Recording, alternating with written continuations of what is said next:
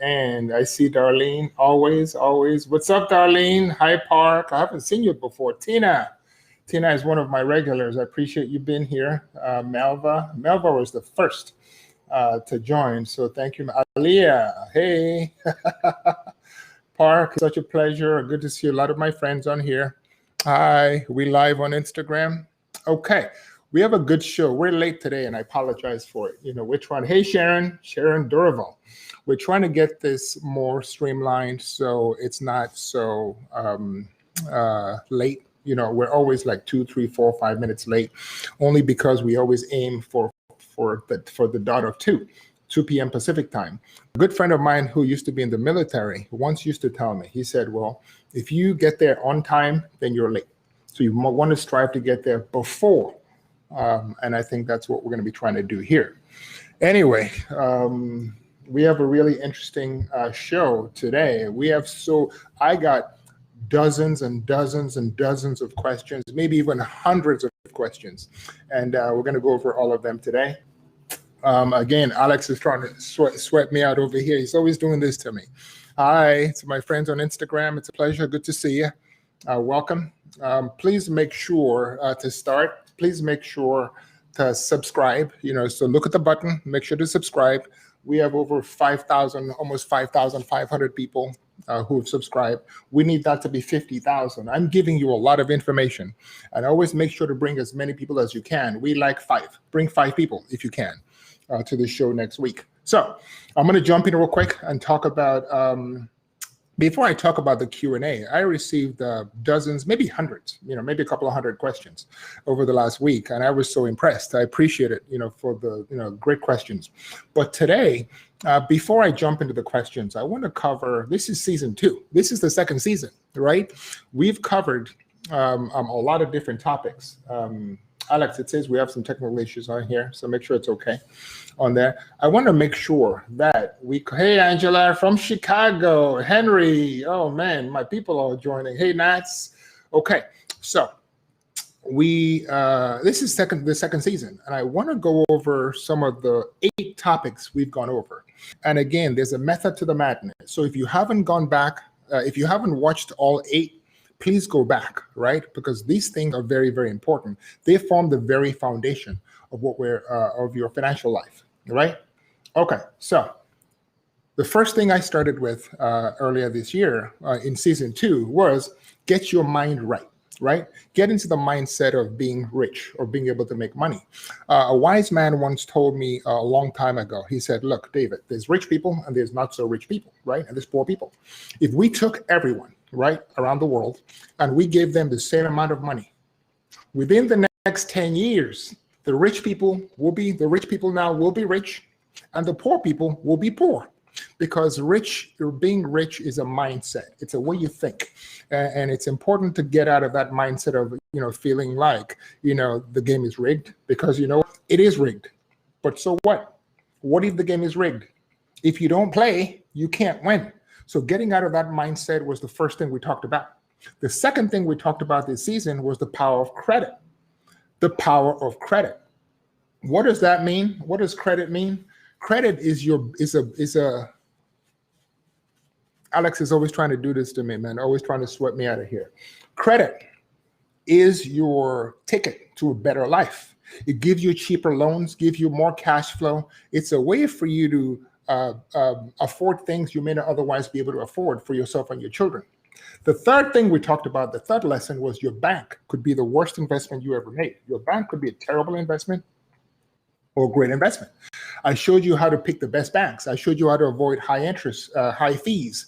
I showed you some of those 2 or 3 banks that we like that have no fees, right? And that basically give you a lot of interest. The fourth thing we talked about was your emergency fund. The best way for you to accumulate an emergency fund and to save for yourself and your family.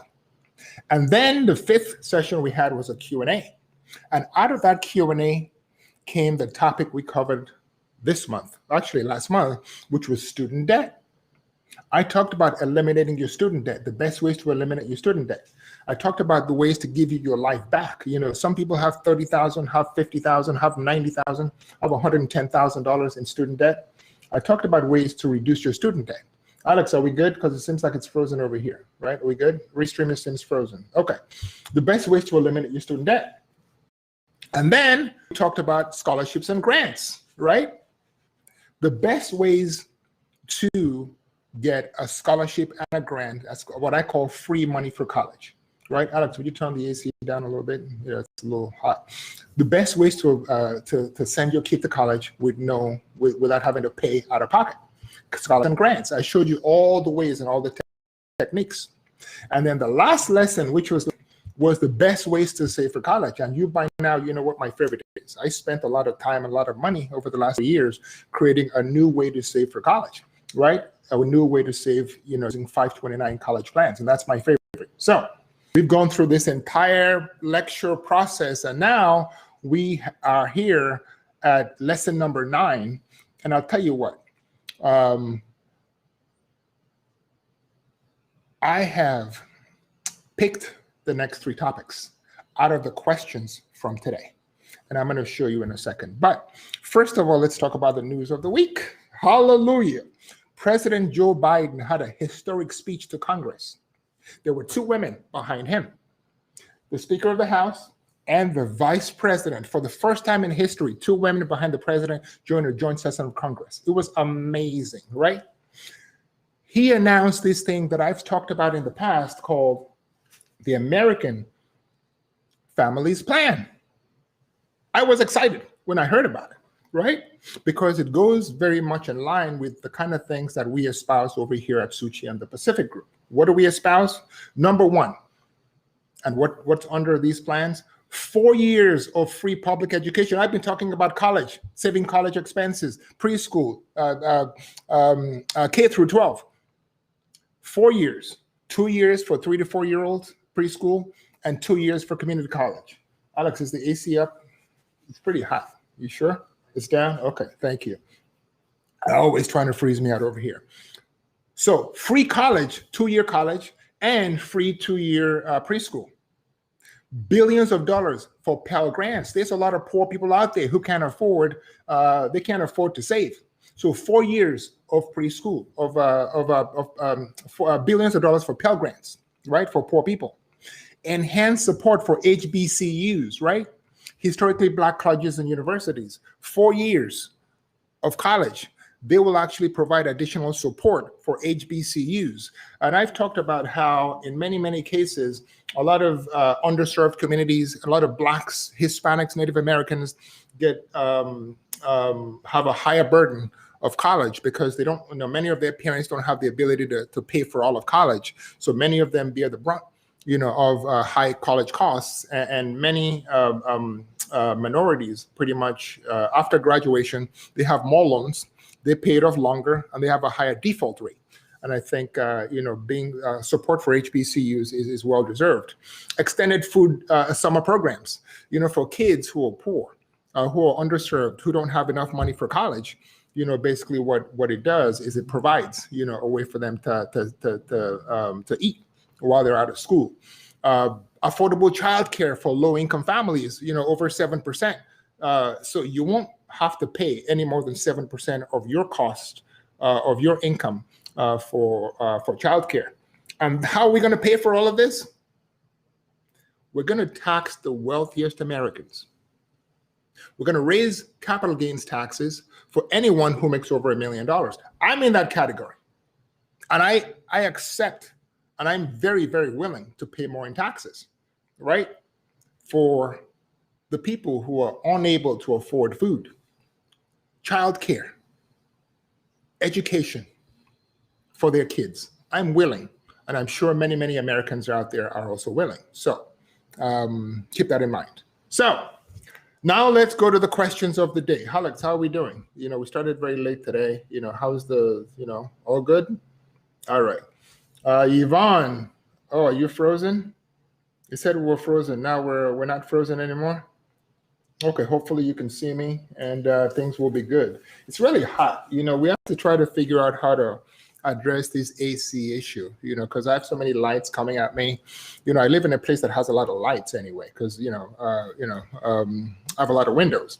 And then you have the lights and you have the computers and all this stuff. Sometimes you sweat a lot. But So now to the questions. We have a lot of questions for today. So let's get into those questions. One, and I'm gonna read the questions out for you, and you're gonna, are we good over there? Okay. The first question comes from Sandra. I would like to know, this is from Sandra. I would like to know if it is too late for me to become an entrepreneur in education or real estate.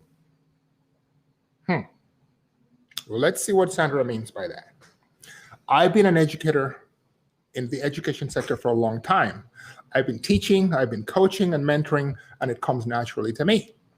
I have always wanted to end up with my own online school. And of late, this thought has been pressing on my mind persistently. I tried to start the school previously using a coach, but he ended up stealing my idea. Oh, man. Because he had the know-how and the money.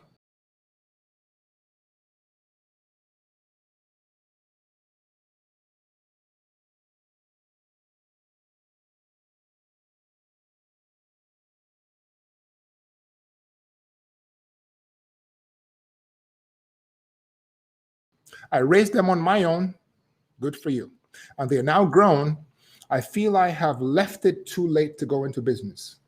I am tired of working for other people to perfection. You know what, Sandra?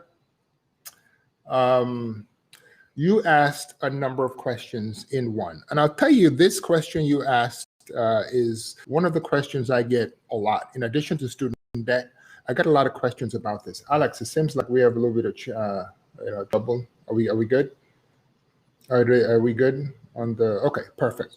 Okay, so what is the best, you ask a lot of questions in one. One of the questions you asked is a question I received a lot from a lot of people, right? And as a result, it's something I'm going to be talking about all of this month. Because in line with your question, Han also asked, what is the best online business to start? He's also looking to start an online business. You want to start an education online business, he wants to start an online business. Fola Shade also asked a question. There's a shift right now, and people are really making money online. Do you have any ideas, any business ideas that I can use to be successful? Wow.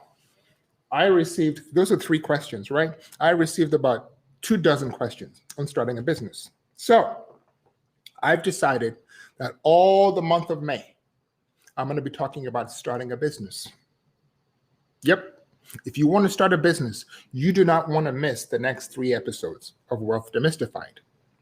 I'm going to talk about the best type of businesses to start, whether it's real estate, whether it's computers, whether it's teaching, whether it's coding, whatever it is, I'm going to talk to you about some of the best businesses to start, both online and off online. The ABCs of starting a business. Before you start a business, you got to ask a bunch of questions, right? Why do I want to start a business? Just to have something to do? Or just because I got laid off? Why do I want to start a business? We need to work hard at starting a business, right? So are you passionate about this business? Can this business make money for you now or in the future? Who are my competitors? What is my competitive advantage? Why are you different, right? How will you, oh, Sharon, you can hear me? Oh, it sounds like we had some issues, Alex. Are we still frozen? Are we good? We had issues with audio, but now everybody can hear. We had issues with audio? Okay. Sorry about the technical difficulty. We'll finally figure this all out, eventually. Okay. Then you got to create a business plan, right? All these things we'll talk about next week and the week after and the week after that, 3 ways. So the first thing, we'll talk about the best type of businesses to start. Then we'll talk about the different ways to the ABCs before you start a business. And then we'll talk about financing your business. What's the best way to finance your business? Should you get loans? Should you get factoring? Should you bank on yourself using your 401k or your life insurance or your home equity? We'll talk about all those things, right? So let me answer your questions. So that's what we're going to start talking about next week, which is starting a business. But let me answer Sandra's questions really quickly. Sharon asks, is YouTube a good business to start? Well, we'll talk about that next week. You're trying to get ahead. You guys are too smart. You're always trying to get ahead. We'll talk about it next week. Let me answer Sharon's questions. Sharon basically asked 3 different questions, right? She first of all asked, is it too late to be an entrepreneur? Well, let me tell you, it's never too late to be an entrepreneur. But you do want to be careful, though. The older you get, you've already saved enough money for retirement. You do not want to risk your retirement assets, right? So if you've already saved all this money for retirement, you don't want to pull all that money out and just pour it all into a business. You got to be very careful. Now, how do I know it's never too late to start a business? Because I started a business. I was almost 48 years old. I already had a successful business. And I decided by myself that I was going to go into technology. That's when I decided student loans was a problem I didn't like when I was growing up, when I had it. And I decided I didn't want it for the clients I work with. And I decided there's too many people suffering from student debt that I wanted to do something about it. And I wanted to use technology. What did I do? I took an 8-day trip to Santa Barbara to learn how to code all by myself. And guess what? It worked out beautifully, because now I have an entirely new business called Suchi that's working to eliminate student debt in America. So it's never too late to start a business. Sharon, how do you prevent your ideas from getting stolen? This is one of the biggest things I have to deal with, right? When I talk to people about my business, because there's always people lurking around that want to take your ideas. They want to steal your ideas. Here's how I do it. First of all, when you start a business, it's essential. It is important for you to only work with people who you can trust, because you can't do everything. You have tons of different people around you who you need to be able to trust. So it's important. The most important thing you can do as a business owner is to hire the right people. So make sure, first of all, you only work with people you can trust. Look, I know about losing a business, right? To people I couldn't trust. I mean, I had a partner for 10 years, in Texas, who, I loved the guy to death, until one day he exited with 40% of my business, So, I mean, I know about what you went through, about that coach who stole your business. And I'm sorry it happened, but I tell you what, the way to prevent that from happening is to sign an agreement. Every time you discuss your idea with someone or you get into the details, make sure to sign this thing called an NDA, a non-disclosure agreement. Essentially what that agreement means, what it says is, if you cannot steal my idea. And if you steal my idea, I can sue you, and you'll have to disgorge all the profits that you made from stealing my idea. So it's a deterrent for people to steal your idea. That's the second part of the question. The third part of the question, Sharon, is setting up an online school. Now, let me tell you something. An online school is something we call EdTech, or education technology, right? It's one of the hottest areas of finance and VCs today. Billions of dollars have poured into educational technology. Why? Because America lags behind in the way we educate our children. And it's very, very important for us to be able to, as a developed country, to keep pace with advancements in educational technology. So it's one of the hottest areas. And guess what's happening now? There's tons and tons of companies out there. There's different ways for you to get ideas. So here's one that I'm going to give to you, Alex. Maybe you want to put this up. It's from builtin.com, right? It's builtin.com/edtech/edtech-companies. If it, Alex, if you take a while, put it up there. This is one of the places you can go to look at all the ideas of educational technology companies, see if it fits, your idea. And instead of doing something someone else is already doing, you're already very experienced in that business. Make sure to do your research first and then jump in. I encourage you to. It's a very hot area. If you have a great way to teach kids, especially during this area of the pandemic where people are learning online, it's a great thing to do. All right. There's dozens of different ways of online businesses that you can start. Teaching, clerical, accounting, there's so many. There's boot camp, for coding. I was on a call a few weeks ago with a company, a fintech company, that's, they just raised over $100 million, and they just ramped up hiring. They hired 50% more people over the last 12 months. They haven't met any of those people. Why? Because it's technology, it's online. And so you can create a career for yourself by being in your pajamas at home and working from home if you have the necessary skills. And I'll show you how to do that over the next few weeks. Okay, let's take the next question. How to leverage, Matthew asked a question. Hi, Darlene. What's going on? Okay, Matthew asks a question. I have a property that I've nearly finished paying a mortgage on, but again, I feel like I should use it as leverage to obtain other properties.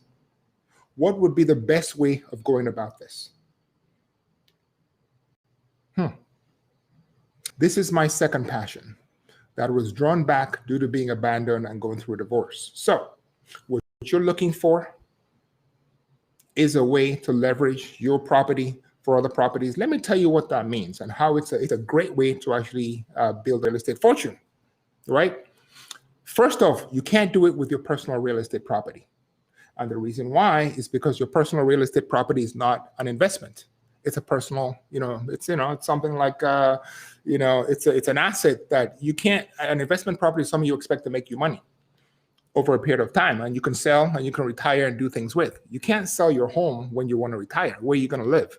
So you want to do this only with investment property, all right? Here's the strategy. Imagine you own a piece of property that's worth $1 million.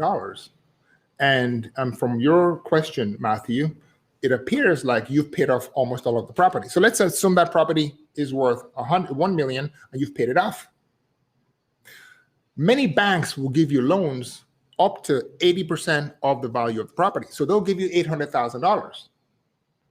Many banks. Imagine a situation where you could take each of those, that $100,000, and invest in 4 other properties at a 20% loan to value. By put the first $200,000 in a property, borrow $800,000, next $200,000 in a property, borrow $800,000, third $200,000, and so on and so forth. You could technically have 5 different pieces of property. Each one you've put in $200,000 each in, and you have $800,000 in debt. Now, here's why you don't want to do it that fast.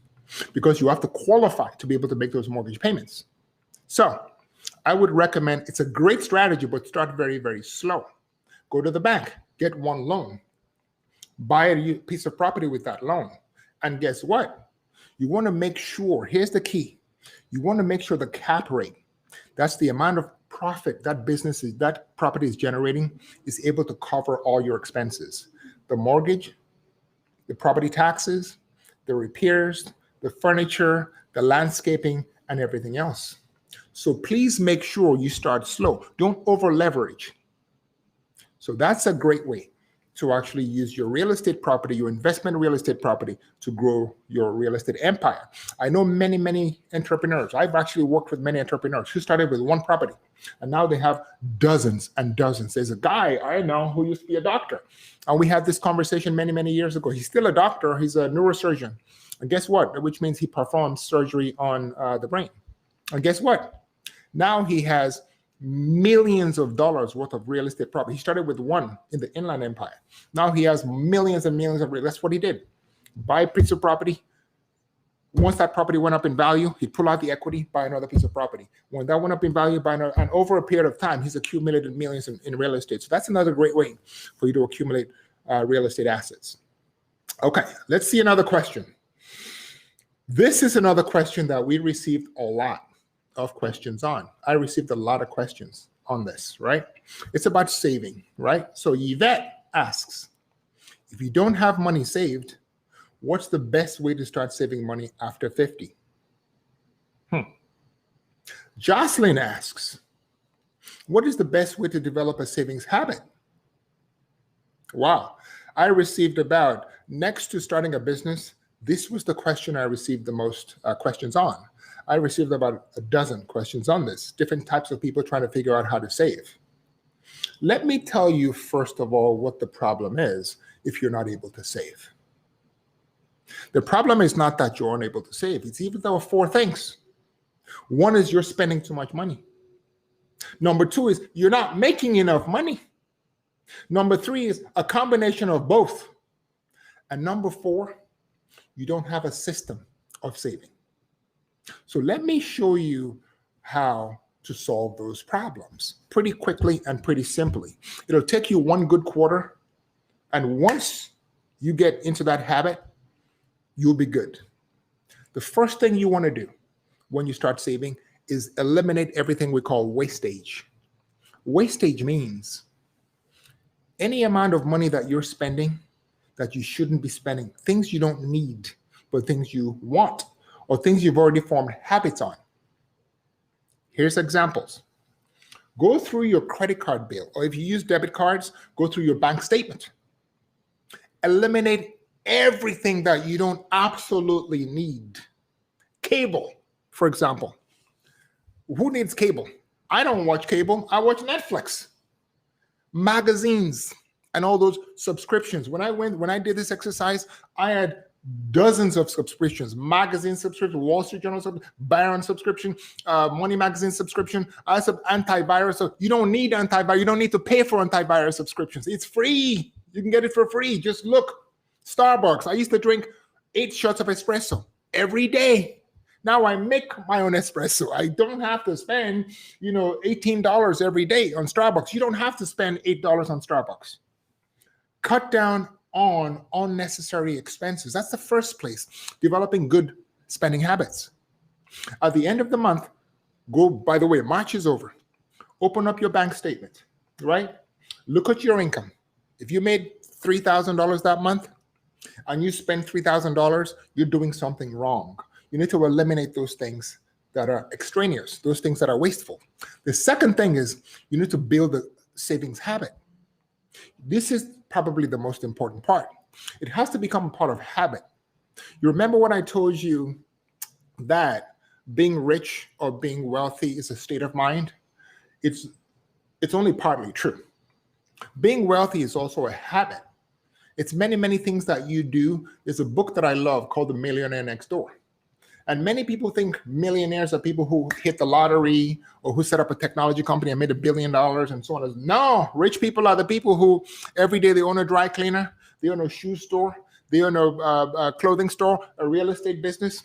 They make $100, they save $25, and they invest it, and it keeps growing, and they don't touch it. They have a habit. So you have to build a good savings habit.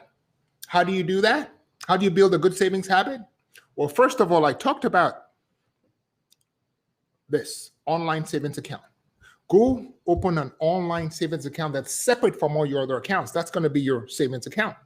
There's multiple different places you can go. Go to episode 3. Episode 3 in season 2. It's a few episodes away. Go watch how to eliminate high fees and how to get high interest from your savings account. That's the first thing you want to do. Open up a separate savings account. Then the next check you make, save 2% of your check.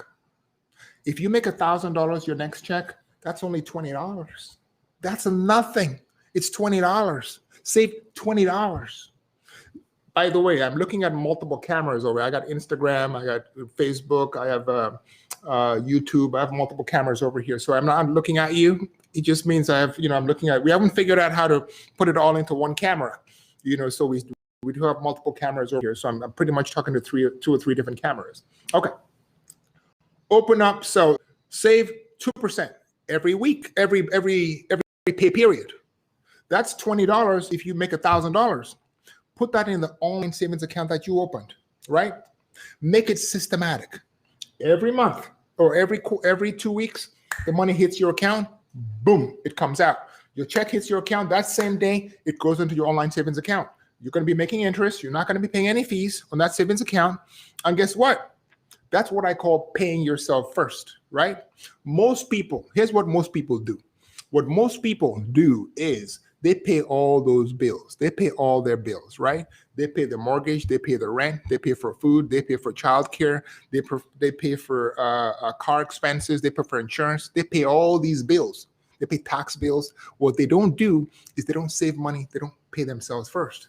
So the first thing you want to do is take that 2%, put it into an online savings account, and ignore that 2%. Then start to raise that 2% every quarter by 1%. So next quarter, you're going to be saving 3%. The quarter after that, 4%, until you get to 5%. Imagine that. So the first thing you want to do is open up an online bank. The second thing you want to do is open up an online, do a systematic 2% of your paycheck every pay period. The third thing you want to do, this is just as important. Almost every bank has this thing called Save the Change. So if you go to the gas station and you put gas in your car like I did yesterday, and you spend, $25.18, the remaining 82 cents, the bank will round up and put into your savings account.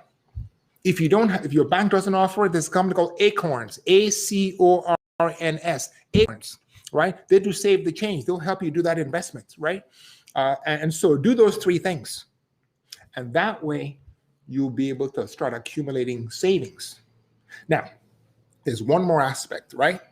So you can figure out how to eliminate wastage. You can figure out how to increase your savings. But how about your income? If you're not making enough money to pay your bills, talk less of save, maybe you should consider changing your career, right? Seriously, most people are afraid to make that next move.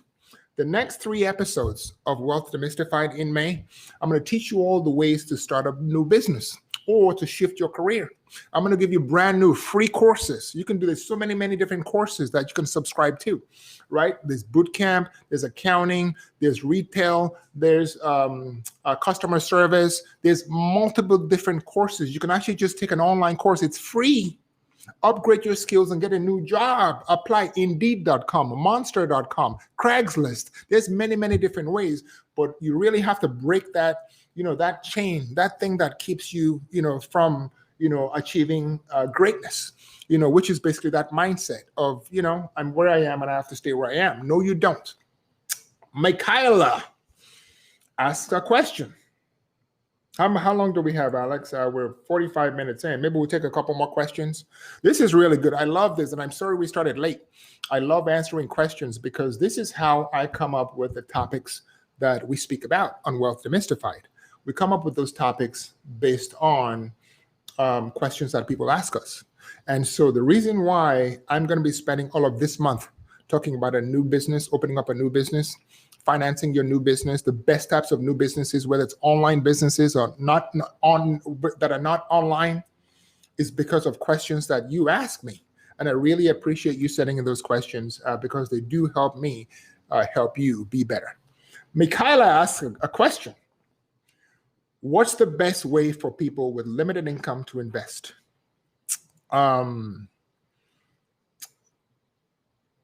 Many people have a misconception of investment, right?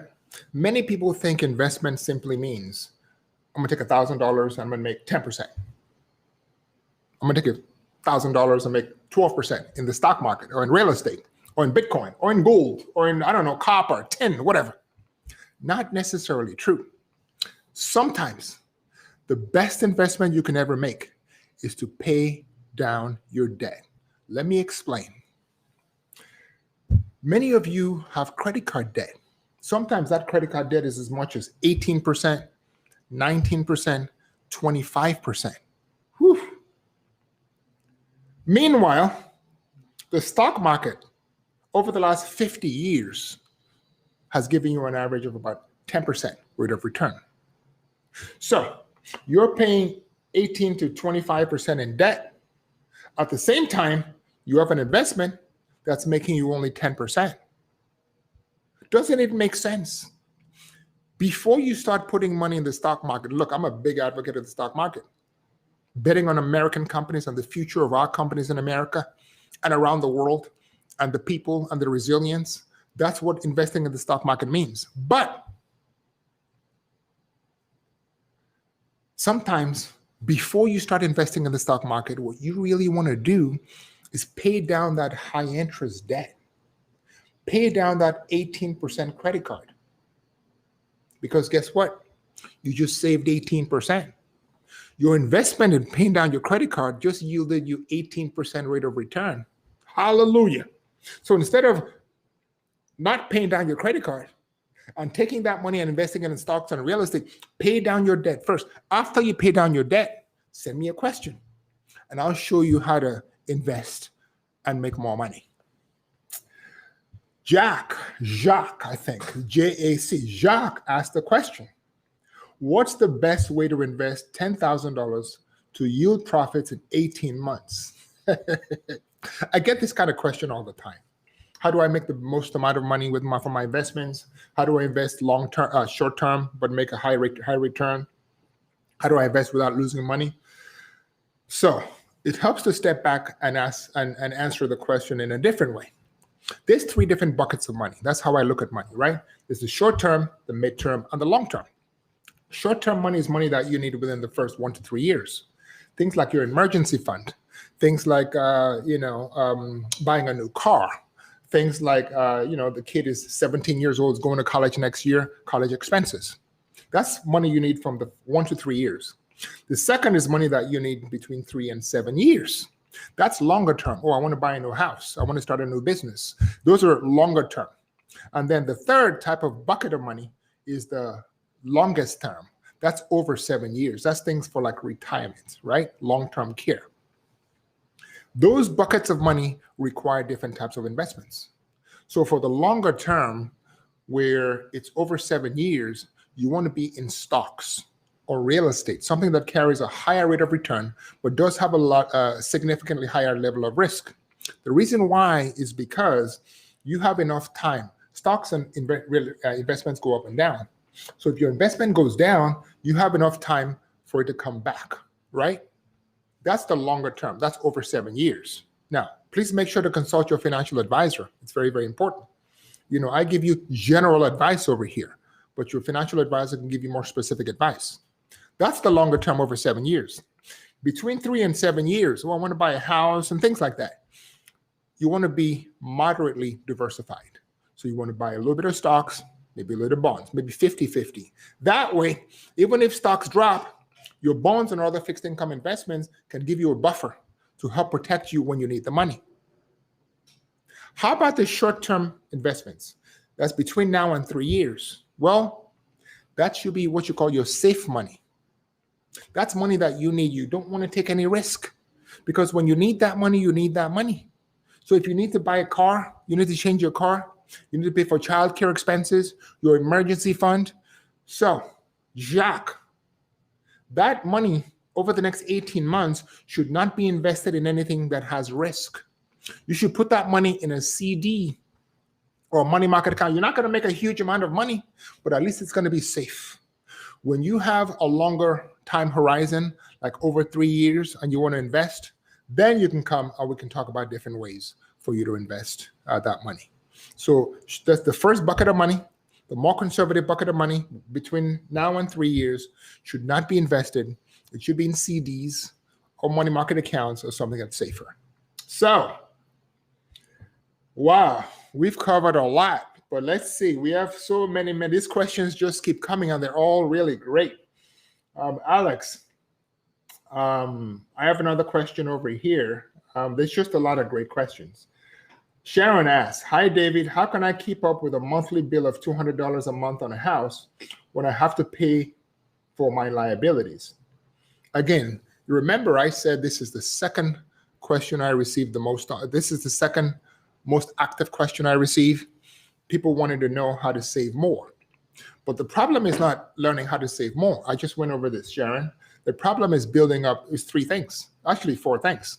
The first and most important thing is building that savings habit. I showed you how to do that. 2%, remember? The next thing is cutting down on wasteful expenses, reducing your expenses. I showed you how to do that. The third is making more money. I'm going to show you how to do that starting next week. How to start your own business. Even if you don't want to start your own business, how to get a better job that pays you more money by doing courses or improving your skills. I'll show you how to do that over the next 3 weeks. Okay. Sharon also says, I remember Save the Change. I used to have that and I didn't know the practice of it though. Save the Change is great. It's a good way for you to save money. and it's automatic. You see, most people, let me tell you something very interesting about 401k plans. And we do a lot of 401k plans in my business, right? We help people set up 401k. They're tax deductible plans that are tax deferred and that are used for retirement. They have a great number of benefits, but they also have some restrictions. Many years ago, we used to have a lot of trouble having people contribute to these 401ks. Rich people, smart people, always contributed, the rich, smart ones.